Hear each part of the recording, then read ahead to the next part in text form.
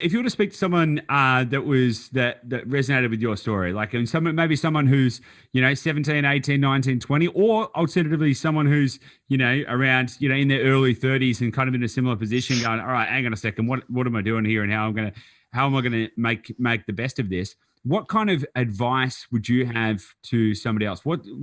Kind of what guidance would you be able to share to help other people avoid the same mistakes? Um, Probably educate yourself early. Yeah, As if you're keen on something like this, just start reading about it. yeah, One of the biggest things, and obviously don't give up. You know what I mean? You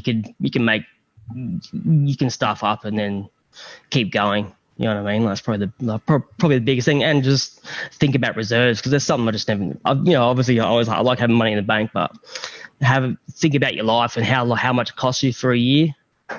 Maybe have that in reserve, or 6 months, whatever, depending on your industry. yeah. You know, How do that's you, one of the biggest things. how do you work that out? Like, how do you think about reserves for your properties? How do you think about reserves for your life? So I think about my life. I know how much it costs at this given point.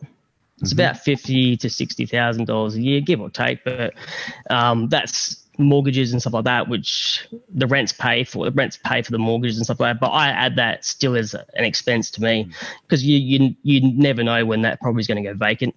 You always have to know about that vacancy. So like if you're looking at a investment property, probably your mortgage for 6 months, at least, and then depending if you don't think you can sort out your own life, then maybe your lifestyle for 6 months or something like that. So I've lumped it all together. Yeah. And I know that my life costs about $5,000. That's living frugally though. Yeah. So no, totally. So let's just say, okay, so you basically said 6 months of mortgage repayment as a bit of a buffer for your properties and 6 months of living expenses, right? So you're basically using that. How do you think that might change if you had, like, I don't know, say 10 properties? Do you think you would try and have 6 months worth of buffer for each property? Nah. Obviously not. I would think like maybe 10 grand a property, depending on where it's at in maintenance and all that sort of stuff. You have to think about maintenance. You could do it even like in percentages. You could take out, say you get your cash flow, and you can take out 10. You can put away 10% for maintenance, all that sort of stuff over the years. Yeah. Or I would think. So if you have like an older property, I'll be putting more onto it. So I probably might have 10 grand a property or $5,000 a property. It just depends.